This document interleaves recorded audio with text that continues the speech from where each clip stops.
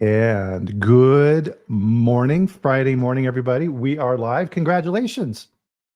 You made it through the week. Another week of food safety, food quality, amazing products that we all enjoy. And if no one thanks you for your work and doing all those things this week, Morrine and I are going to thank you because we really appreciate what you do. So good job. You did a good job this week.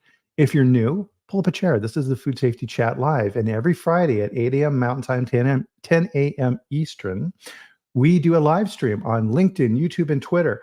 And this is called a chat for a reason because this is not a presentation. This is a discussion, and we're interacting with the audience, which frankly is the greatest part of this conversation next to my guest. And it's for sharing information. And one of the things that we know in food safety that is true, it doesn't matter what products you're making, food safety is not a point of competition. We're all working together and we are all judged accordingly by the public. If there's a food safety issue in one area, it impacts us all. So the more we can learn and the more we can help each other, the better off we are. So if you're new to the chat, welcome. If you're a veteran who has been on here on different occasions, I'm very happy to have my guest on today. So Morrine Omolo. I'm having a hard time speaking today. Morrine, how you doing today? I'm doing well, Brian. It looks like we're both recovering from something, so this should be an interesting morning. Yeah, so please everyone forgive us our sniffles and hopefully muted coughs as we go through our talk here for today. So one of the things that we love to do on here on the chat, everyone, is let us know where you're at. And it seems like, Morrine, you and I have the same weather. I'm in Loveland, Colorado, where it's kind of overcast and bleh here, but it's supposed to sun's coming out this afternoon, 75 degrees Fahrenheit. Where are you at? Well, I'm in Minneapolis. It's supposed to be raining, and we're expecting thunderstorms later in the weekend. So it's warm, so we're not complaining about that. And the rain is certainly welcome, given that we didn't get much snow. So we want the rain, just not when Yeah, we're trying to drive home. Here. absolutely. Now, do people in Minneapolis, do you have to water your lawn, sprinklers and things like that, or does the rain generally take care of it? Sometimes it depends on how dire the situation is. Sometimes, as we get closer into the middle of the summer, it's really hot and we don't get much rain. And especially if we didn't get enough snow, then Mm, we do need to water. But otherwise, if we get a good amount of snow, we make it through the summer without watering. nice. Yeah, that's always much better. Here in Colorado, we pretty much have to. If you want your lawn to look halfway decent, you have to use sprinkler systems, things like that. So one of the things, guys, as we love to do here on the chat, is join us for a drink of your favorite beverage, please, to start off our Friday. Cheers. Oh, very nice. Oh, always good to see Tim. And good, Tim is home. Hopefully, that dude is on the road all the time. So hopefully, Tim, you get to have an enjoyable weekend at home with your family. He always has the most entertaining posts of his family and all the crazy stuff he's doing with his kids. So it's always fun. And really, I think, and Tim kind of is I think, kind of a good way to introduce our topic here today, which is really, I mean, you hear about work-life balance and these type of things and making sure that you're not going crazy on one side, but also I think, and we talk about this on the chat quite a bit, Morrine, and that's around the lines of at work balancing your skill set. And what do I mean by that? One of the things, and why I love having you on the chat with everyone is you're kind of on the upslope of your career and starting out and getting the lay of the land. So your perspective is very unique. I'm an old grizzled veteran who has seen it all and have a jaded view on everything. And so getting that new perspective and applying that information is really helpful. And so part of that is early in your career is building out your technical skill set. And I was guilty of this in that I was a microbiologist and I was a really good microbiologist. And my view, Morrine, was that if I just get really, really good at being a microbiologist, then my career is going to be amazing. And that's not true, is it? No, it's not. And I think for a lot of scientists, that comes as a shocker once you're done with the training part and you're into the business context of our work. It doesn't really matter what it is you're trying to do in life. It only is successful to the extent that people appreciate and are willing to compensate you, whether it's through money or just sheer appreciation of your work. And that requires communication, which is a different skill. So while most of us excel brilliantly, I could talk microbiology to tears, and I could tell you all kinds of interesting things about E. coli, but why should people care about all of that, right? Mhm. My technical skill has to somehow translate into something meaningful, something tangible, something people can bring home at the end of the day. Otherwise, I might as well be in the lab talking to my petri dishes all day. If what Yeah. I'm doing is for people, then the people component about my skill set needs to improve. And that is not something you just pick on the roadside. It's you can learn, you can watch a bunch of videos, but most of it comes through practice and making lots of mistakes and Right. being open to being corrected when you really fall flat on your face sometimes. Exactly. And part of this, and if you want to stay in lab, and don't get us wrong, if that's your career path and you want to manage a lab, and great, we need that. But if you want to become a manager and work at higher levels within a company, you need to develop those skill sets. There's an early lesson that I learned. I'll share the story here really quickly. Is when I was starting off in the lab, Morrine, is you know manual plating was still very much used. And so I got really good at, streaking on plates and doing HEXLD auger for salmonella and all that fun stuff.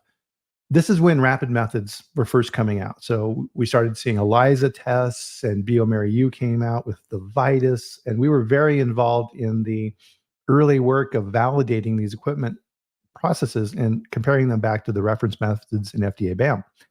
And Cortland said, "You're talking to your petri dishes. You can help." You'd be surprised, Cortland, how often they talk back. And so, um, with that, rapid methods were coming out, and I loved it. I could get my work done so much faster. So I went up to my boss and asked her, if we could get this piece of $30,000 equipment for the lab. Was that in the budget? No, it wasn't. And is it cheaper on a cost per test to do it manually than a rapid method? At that point in time, absolutely cheaper. So no was the answer. And I would come back 6 months later. No was the answer. And then I got creative. I'm like, okay, this test using the reference method is 5-6 days. If I do this with the rapid method, I can get this done in 3 days. Okay. That extra 2 or 3 days, what is that worth to the business? So the company I worked for produced massive amounts of dairy powders, so lactose, whey protein, these type of things. And storing that product, Morrine, very expensive. Putting all of these thousands and tens of thousands and hundreds of thousands of pounds into a warehouse and storing it and waiting for the test to come off before you can sell it. Excuse me, that's a lot of work and a lot of money. And so I went to the logistics guys and said, how much does it cost to store a pallet of sweet whey?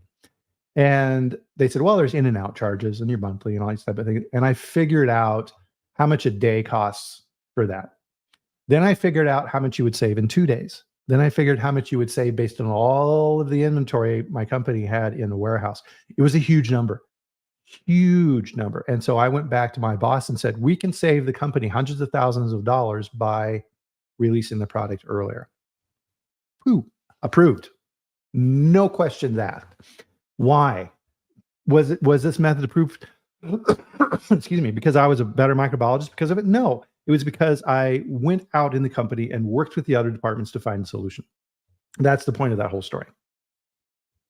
And to your point, it's like speaking a new language, isn't it? When Yeah. you're trained, personally, I'm trained as a food safety microbiologist, which I love telling that story because a lot of people that I meet in the industry find themselves in their food safety roles. I specifically sought out to be who I am today. I work towards being in food safety. And we learned so much about pathogens and disease, and I follow CDC around trying to understand the reasoning, the forensics, and doctors, and how people recover from long-term issues with foodborne illness. When you're going through all of that training, at no point does somebody stop you and say, hey, all you're doing is amazing, but you're going to have to come up with business sense. And I wish that students have the opportunity as they pick their electives to take business 101. Doesn't matter. It doesn't have to be a semester course. It could be a short, couple of weeks, just to understand how businesses reason and communicate and decide where to invest. It's not that we don't have ideas to share, it's that we don't have the language to communicate them. And while you're busy building the ladder towards being, CEO of this or CFO of that or chief food safety officer, it's impossible to get there if you don't understand the gap between your technical skills and what the business is willing to compromise. That gap is a new skill. It's a new process. It's a new language, and you can either do it by doing more school, which in my case, no, thank you. I've had enough of school.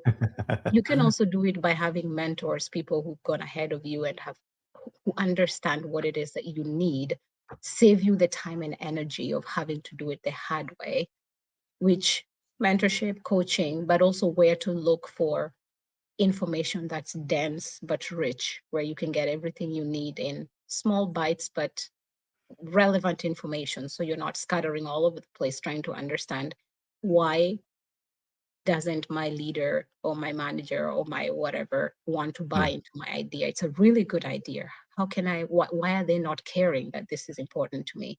Yeah. Because you're not communicating it in a way that makes any value to them. Right. And as technical people, this is a huge flaw that people need to be aware of. And Larry makes a good point here. Productivity through quality and food safety. Absolutely. But it's really understanding, to your point, their language. And we have kind of this almost, I hate to use this word, but almost arrogance, right? Oh, I'm a scientist and I know all these things. And what we do when we want to move something forward, our natural inclination is to view it through our lens, which is, okay, see, here's all the data. Take a look at this data and it will become extremely clear to you why this needs to happen. Nope. Nope. It's not that way. Plus, you have different personality styles and all these type of things. And one of the things that I talk about in my book is the importance of philosophy and using that to really apply these things. And that becomes really important when you get your first managerial role and you're promoted. And now all of a sudden, to our talk here today, that technical skill set that got you the promotion is not the skill set you need to move forward.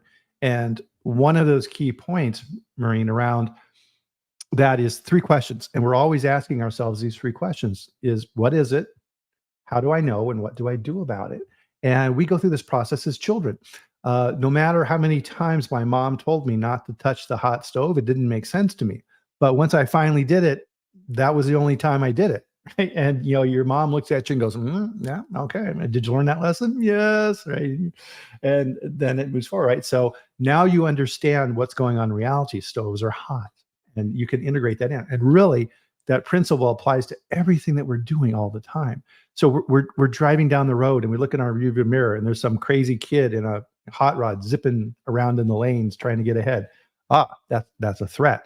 I need to keep an eye on this kid to make sure that he doesn't cut in front of me or cause an accident, right? Your vigilance goes up because you've identified it through that process. Does that make sense?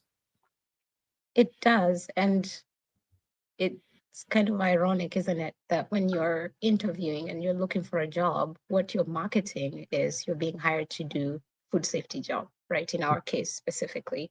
And so your resume is speaking the language that's needed to represent the fact that you understand food safety and you can hold your own. Yeah. But then you get the role and all of a sudden you realize, well, welcome to the team now about that. So that awakening, I keep hoping that it would happen earlier in our Mhm. training experiences so that it's not cold water shock when you start the new role and you realize, wait a minute, Yeah. what are they talking about? Why don't I understand? Why am I struggling with this? Because you expect it to be, I'm good, I interviewed well, the talks went great, but now you are in the role and you realize, I feel like the newest kid on the block for good reason, but Huh. also a lot doesn't make sense, right? It's because you're essentially in a new job, new environment, new people, but also because you are hearing a foreign language, what's considered KPIs, what's considered important for success, what's considered valuable for today, tomorrow, and 10 years down the line. That's all foreign because it has nothing to do with your PCQI certification or your understanding of traceability or the fact that FDA is now, bites more than they bark. So it's a whole new world. And unfortunately, a lot of people either find themselves in food safety roles, as I said before, or students are graduating still, even today, stumbling around and not understanding that it will take a lot more than just food safety to be successful in industry. Yep, Larry makes a good point here. and welcome, Larry. Nice to have you here. So teach young kids how to critically ideate problems and action planning, right? Problem solving is an incredibly important skill. And Larry's making a good point here in that, why this cough? The more you try not to cough, the more you cough. But when I interviewed people, really, Morrine, there was kind of different levels that I interviewed at. So if I was hiring somebody for a hands-on job, microbiologist, I'm primarily focusing on their skill set. How do you know this? What courses, and making sure. Secondary to that is their personality and figuring out, to your point, is this someone who can think? Is this someone who can act independently? And frankly, with these things now, right? If I'm in an interview with somebody, the kid is, sitting here on their phone the whole time, that's a huge problem. And that could be generational. I don't know. But if they're going to not be able to sit there and pay attention for any period of time, that's something that worries me. Now, conversely, the farther you go up in an organization and the higher level that you're looking for, supervisor, manager, director, vice president, the skill set becomes less and less important. And the important thing that I'm looking for in those people is leadership. What have you done? And this is always kind of shocking to people. So I want to make sure that everyone understands this. Is if you're interviewing for a leadership role, director, vice president, things of this nature, and you think your resume is going to get you to the job, you're completely wrong. The resume is how you get in the door. So I will look at the resume and say, okay, great. They have relevant industry experience. They have the right degree. What I'm looking for in that resume, and a lot of people don't include this, and you need to have this if you're looking for something, is okay, great. You got a degree. That's why I'm looking at this. What did you do with it? How did you improve the business? How did you reduce complaints? How did you do in your programs? To your point, your key performance indicators. What initiatives did you have in your past roles to raise that company you worked for to another level? Those are the type of things I'm looking for. And that's what I'm digging for in the interview. And also, are you someone I want to work with? So right, if you come into the interview and you come across as arrogant or unattentive, or you can pick up on these flags as humans. We can all see these things very, very quickly. And sometimes people don't get jobs and they don't understand why. And that may be why. True. And when you talk about people that you want to work with, it's strange that this is something we don't talk about more when we're doing like preparing for career fairs or resume reviews when you go to career services at school. When you start out and you're really new and you're still trying to understand what will it take for me to get my first job, we focus so much on, well, you look at the job description and it tells you what you should put in your resume. So you kind of paraphrase the job requirements into your resume so that the screening software picks your resume out. And so, yes, you do get to the table, but to your point, if the manager is looking for somebody just to be there to check off some boxes, they're okay with whatever. Your resume is good enough for the basic position. But if they're looking for somebody who is going to be a part of a problem solving job as opposed to just checking things off, and that of course becomes more critical as you go up or in leadership roles, very few times do we sit and think, I've done all these great things, but what does that mean? What was the implication of all the activities. Right. And I remember you and I have had a conversation, and I believe Tim and I had this talk before as well, where resumes are generally full of tasks where I did this, I did this, I did that. Okay, but what was the result of all that activity? How did that change something? And in that change, what was it about you that inspired people to go in that direction, right? The people you want to work with are people who walk through the door and they bring energy into the room. They remain calm under pressure, even though sometimes it's really difficult. Leaders do get upset as well. But don't be the leader that freaks out to a point where you make others even more anxious than they need to be. Um, but also don't be the leader who's so stoic that people cannot relate, where we should be panicking. There's a balance between being human, where you show emotion, but appropriately, where your team is frustrated, acknowledge that they're frustrated. Be a person, be a punching bag sometimes when they're frustrated and they want to vent about something, but also do that with respect and hold the leadership part of who you are, which then implies when people then start punching too much and going all over the place, and now it's an anthill with no leader, that you need to rail it all back in and get people to focus on, okay, we have a problem, the rain is falling, how do we stop the bleeding? Mm-hmm. Those kinds of people, usually I think as you do interviews and you talk to people, you'll be able to tell the difference between people who are just about trying to rule over people versus Yeah. people who want to inspire and lead people towards achieving very specific, well-defined goals. Right. Well, and to Tim's point here, he's making some very good points. And again, this is kind of reflecting what I'm talking about. Um, when you're hiring for specific skill sets. And so if you have a sanitation lead on the floor, they absolutely have to understand the equipment and the processes and how to do things. But to your point, if they're a jerk about it and they just absolutely are terrible with their team and there's a high turnover rate, that's probably what's going on, because that person's a tyrant and really difficult to work with. There's that old saying, you don't work for a company, you work for a boss. And who your boss is makes an incredible difference. If you're in a bad company and you have a fantastic boss, they can shield you and protect you from a lot of different things. If you have a bad boss in a good company, that's not going to work, because that boss doesn't have your back. They're going to throw you under the bus. And the bottom line on that side, Morrine, is you can't trust them. And that's a terrible spot to be in. And you want to emulate that as a leader yourself. I've had some fantastic bosses. I've had some bad bosses. And the fantastic ones, I would come up and say, "Hey, boss, got a problem you need to know about." "Yeah, what you got, Bryan?" Explain it out. And he's like, "You're absolutely right, 100%. Go do that. If you need anything else, you let me know. I got your back." That's all I want. Right?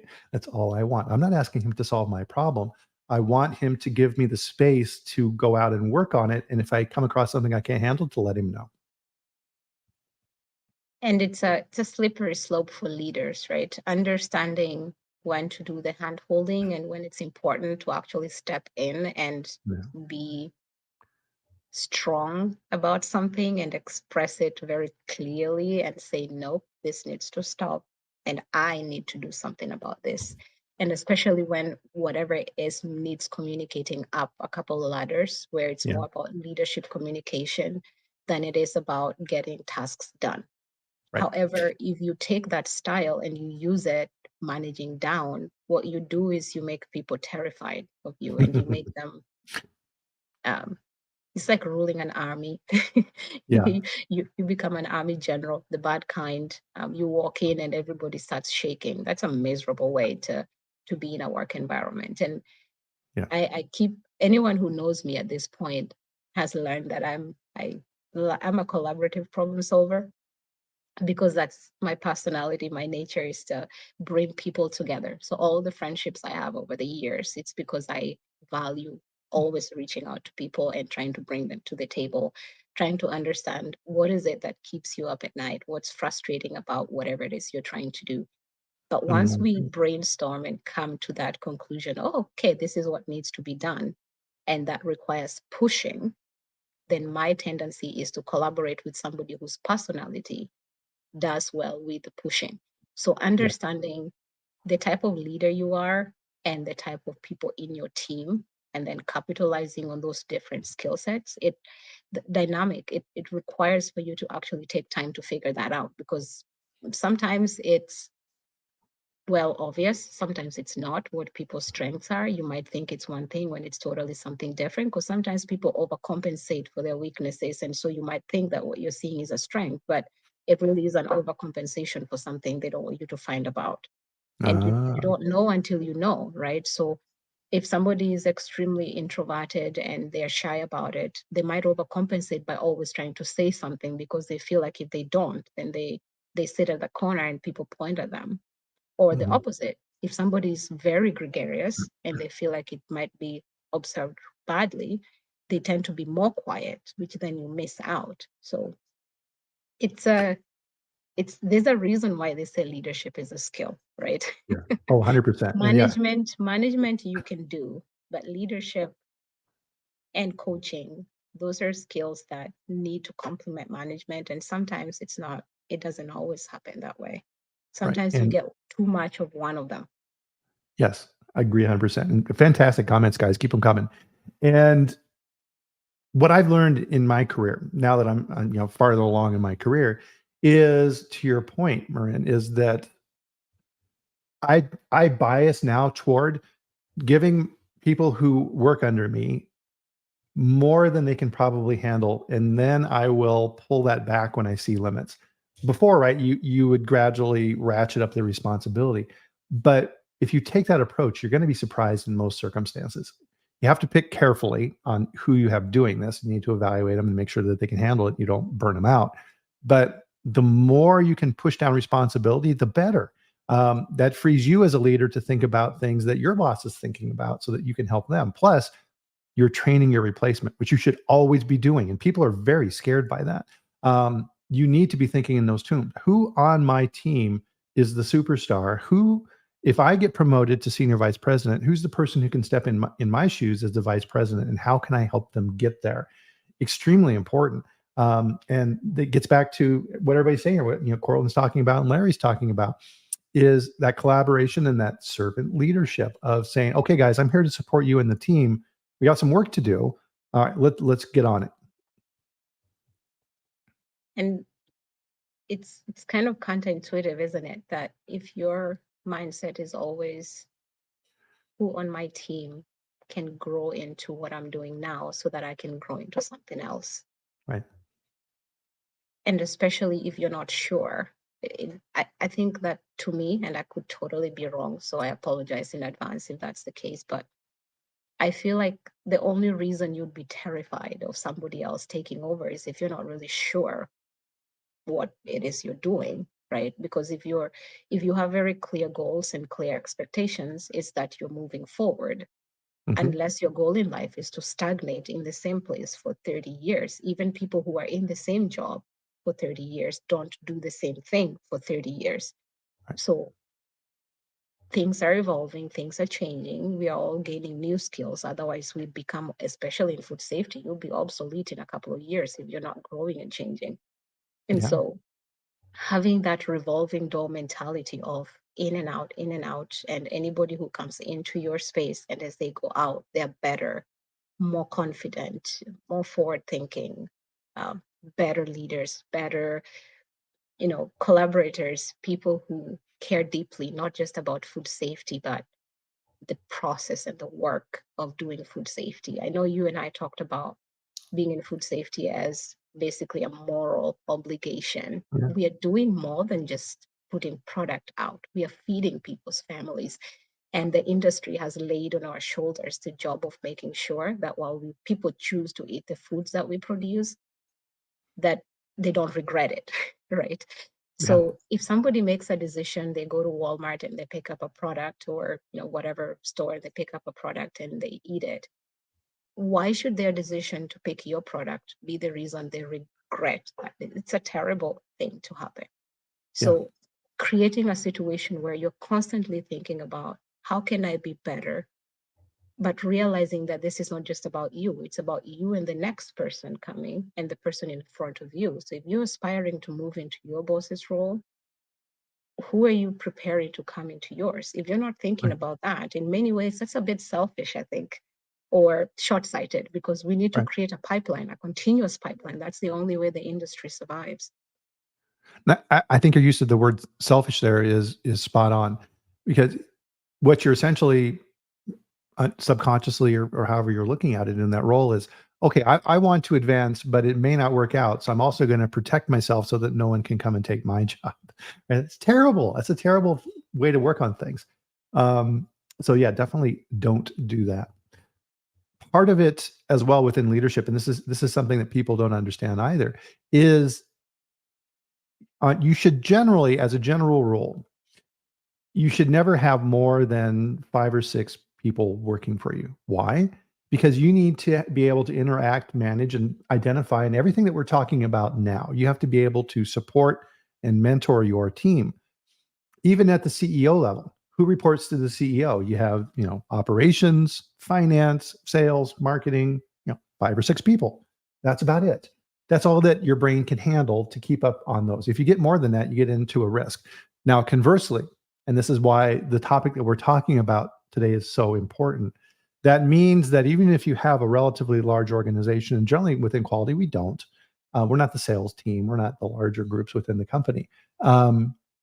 You have only so many people who are within your direct reporting structure. That means it's even more important for you, if you work in quality and food safety, to be able to influence outside of that group. And just like the attitude I would have as a microbiologist, I'm a really good microbiologist and therefore I'll get promoted. If you're a leader of a team, let's say that you're a director, and you think that, okay, I'll just do a really good job managing my team, and senior leadership will notice and they'll promote me. No, they won't. Same thing. If you're head of quality in a company, you need to be working with your peers more than you're working with your team. So you need to be able to delegate and push down information to them. So you need to be going to the head of procurement and saying, hey, let's put together a supplier program so that we can make sure that we don't have any problems.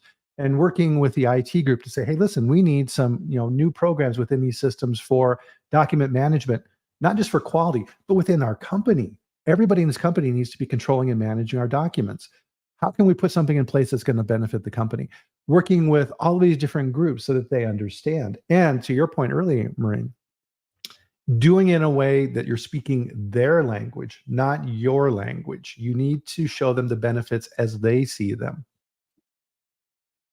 Very clearly stated, Bryan. And I think this is one of those areas where being a collaborative problem solver for me has been a great asset, I think, because I naturally tend towards, I'm the curious one that's always looking over, people's shoulders. What are you doing? Can you tell me more about it?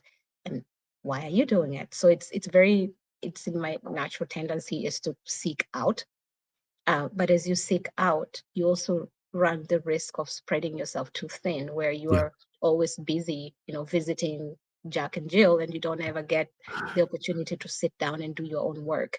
So figuring out how to essentially create a Yeah. pyramid of sorts Yeah. where you're funneling in information, but always focusing on what am I being tasked with? What's my team responsible for?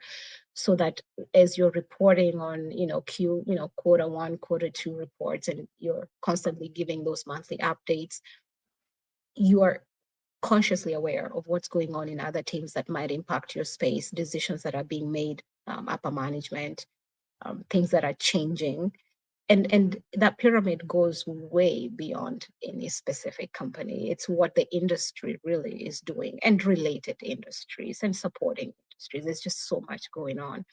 But to your point, it's important to be all over the place, understanding what everyone's doing, because that's our business. We're in everybody's business. It's Yeah. supposed to be that way. But what we're doing that, realizing that we only have so many hours in a day, and at the end of the day, it's our business that whatever goes out the door, is safe for people to eat. So Yeah.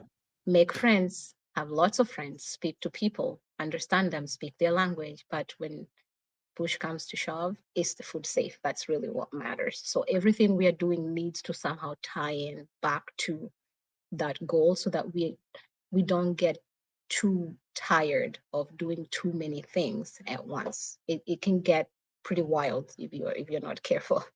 Yeah, absolutely.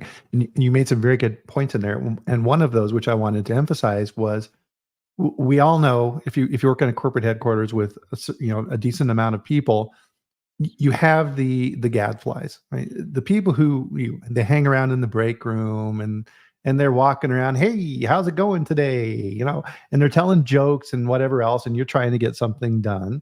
And they're always telling you how busy they are. And then you think to yourself, no, you're not. You're just walking around. And right, that's the other extreme. Yeah, don't be that. You have to balance those things and take them in those perspectives. And Larry, I think as well, emphasized a good point. But one more thing before I forget, I want to bring up as well. One of the things that I do on this chat, and if you go back and you watch chats or even pay attention now during the chat, now that I'm kind of bringing it up to a conscious level, is reflection. One of the things that I do on the chat is with the guests, I will say, well, what do you think about this? And then, Morrine will give her very good insights into this. And then I'll pull things out of that insight and say, so what you're saying is this. And you reflect that back to them.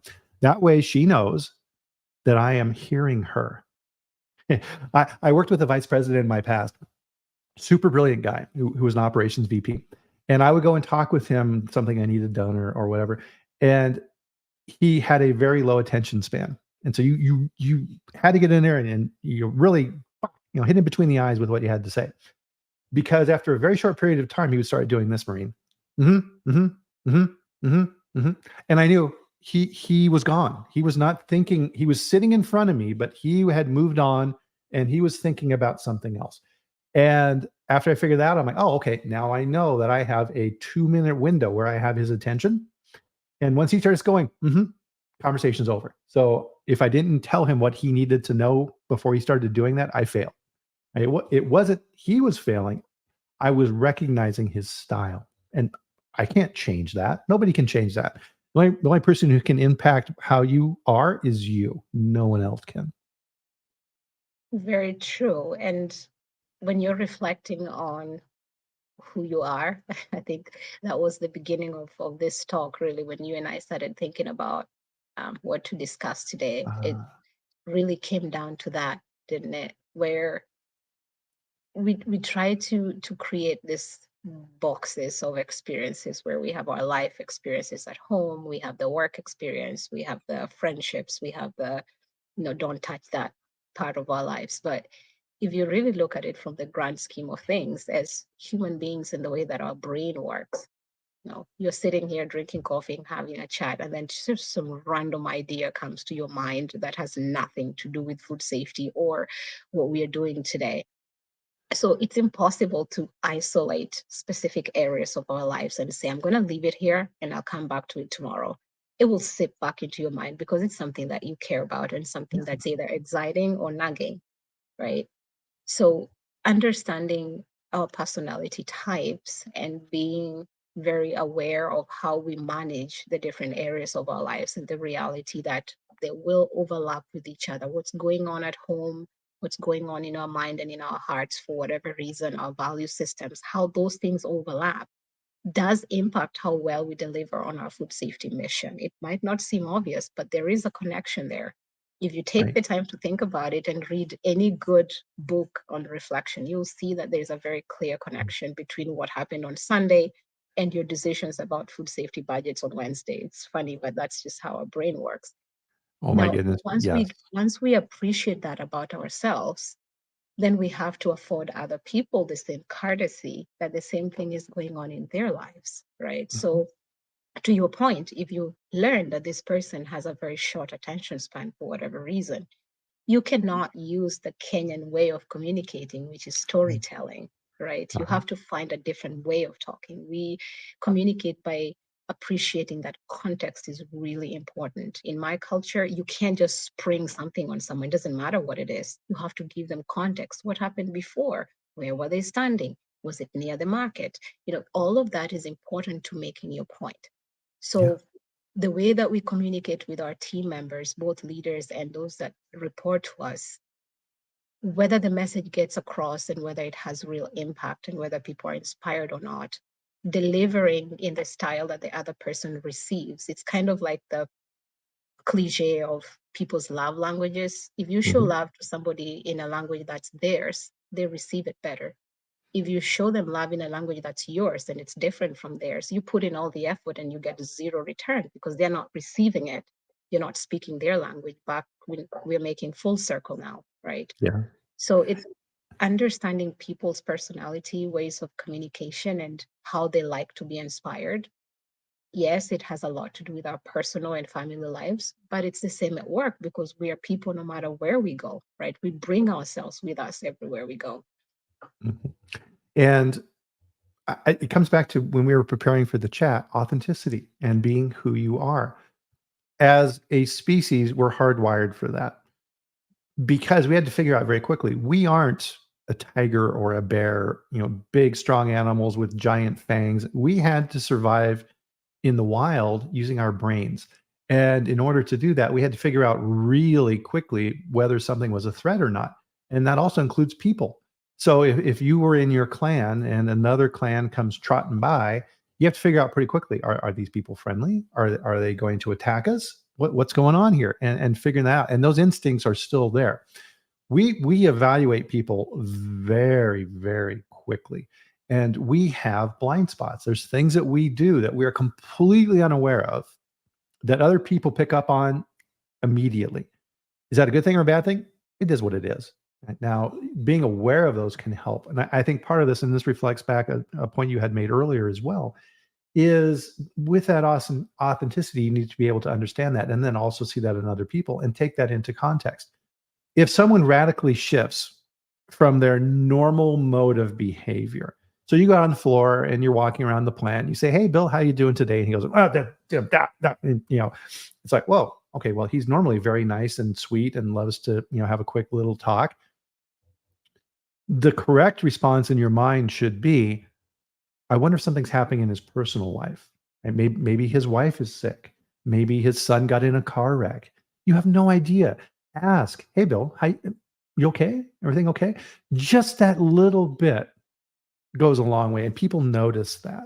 And number one, right, using names, referring to people by their name. And if you're in a plant, that can sometimes be a challenge. If you're working in a plant with, 500, 800 people working in a plant managers, successful plant managers, always, always, always, 100% of the time, always know the name of everybody working in their plant. And the more information they have on who works there, the more successful they're going to be. Guaranteed. Guaranteed. And it's funny you should say about knowing people's names and making the effort to use those names.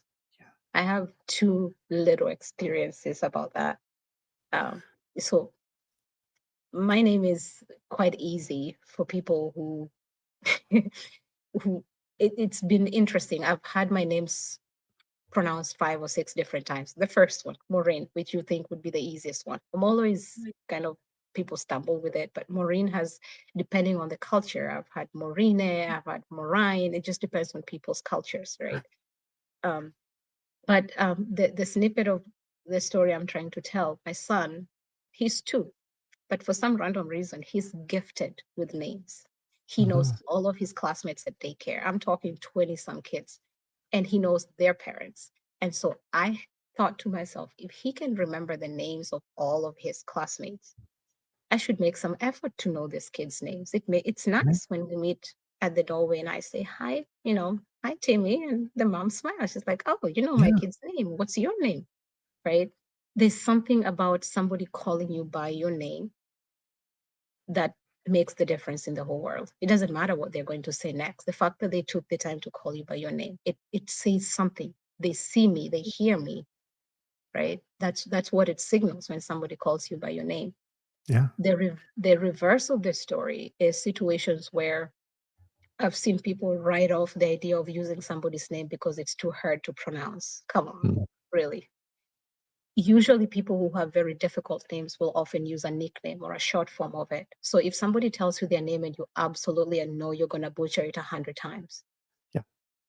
being friendly and frank and vulnerable enough to say, your name's really tricky to pronounce.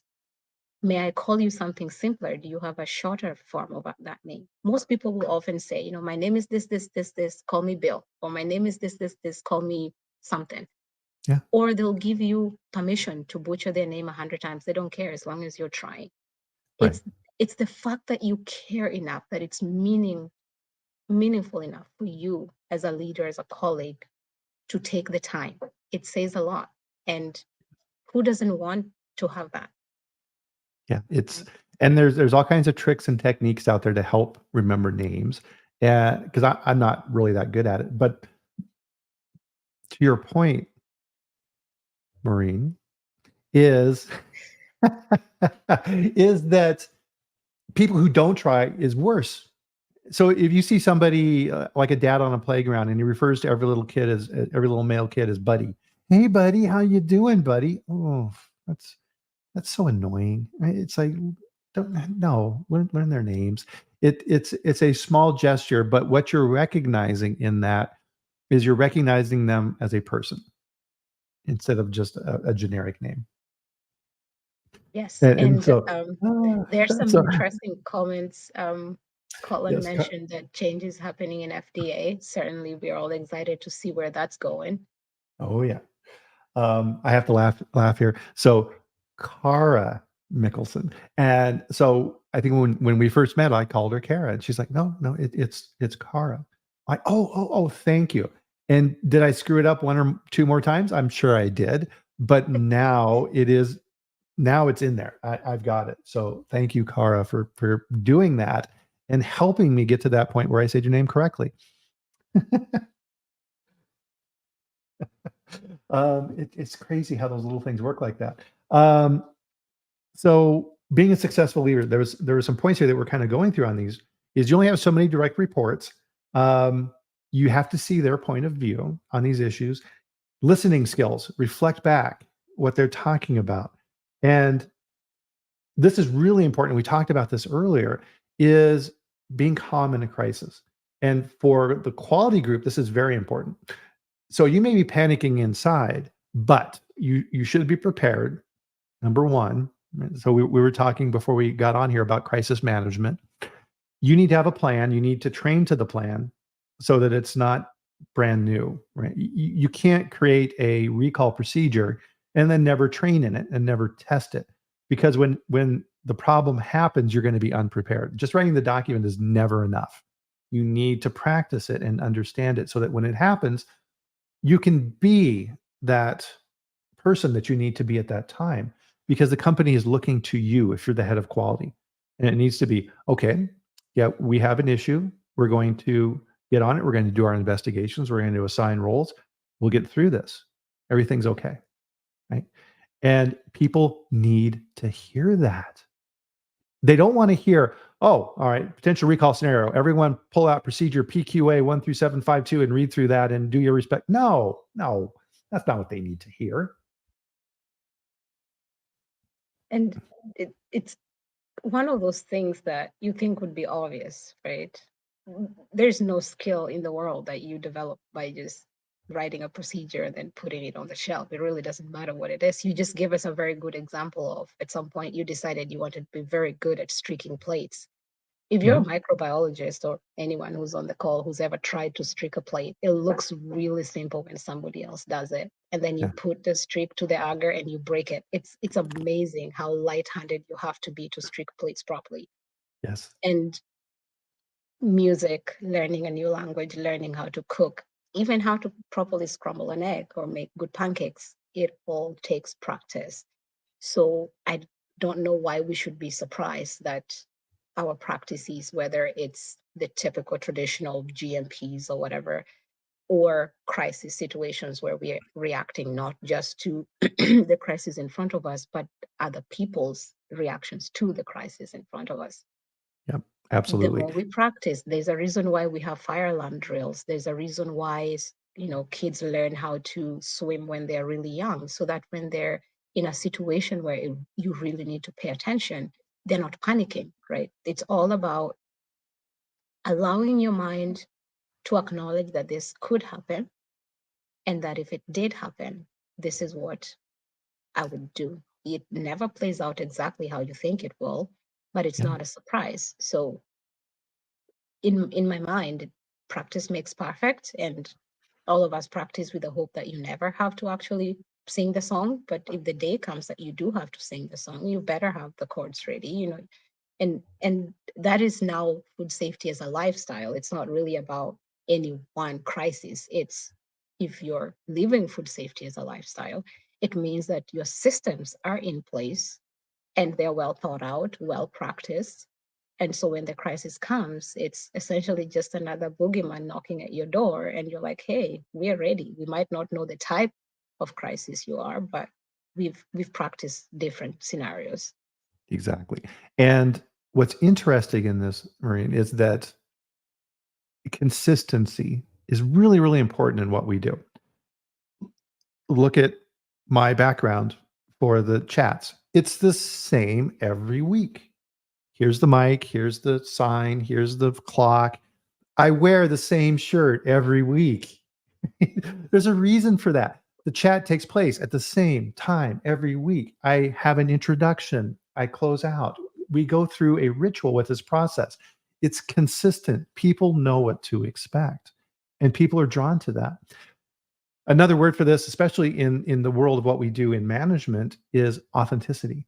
And for me, Maureen, one of the things that I use as a benchmark, because other people judge this, not you, is I want people, especially on my team, and if I've been working with them for a period of time, 6 months or a year or longer, they will have something that they're working on, and they need to bring it to my attention. They're like, "Ooh, we got this potential problem in this plant. We're seeing some environmental hits." They come to me and they say, "Hey, Bryan, we're seeing this. Okay, come on in. Tell me about it. What you got?" They've already thought through it, and in their minds, they already know what I'm going to say. Okay, well, we need to do some vector analysis. Have you guys looked at the forklift wheels? Has anything changed in the plant? Is there any construction going on? There's a checklist I'm going through. And in their minds, they're like, And if they leave my office and we have a decision on what we're going to do, if they say, "I knew you were going to say that," yes, that's what I want. I want them to put themselves in my shoes and say, "This is what Bryan is going to say. This is how he's going to want to handle this." Yep, that's what he did. Because if it's disconnected, you're not doing your job as a leader. And again, that is not something that happens overnight. Like you said, you need No. to work with people for a while, first to understand them, but also to give them the opportunity to understand you. And I'm going to use an example that's slightly different from what all of you are expecting. I had the same mentality with my mom. I lost my dad when I was 14 years old. So my mom and I became very close. She and I are more like sisters than she is my mom. And at 14, it's kind of a tricky time, isn't it? You're trying to Yeah. figure out a lot of things. And so it's when kids rebel and they do all kinds of things. But at the back of my mind, I always had, oh, I know what my mom is going to say about that. We got to a point where even now when I'm debating a decision in my mind and I think, should I ask my mom? And I'm thinking, I'm pretty sure I know what she's going to say, but I'm going to call her anyway and check. Yeah. You cannot be that confident unless you know the person and they know you. So about being authentic, you brought that up again.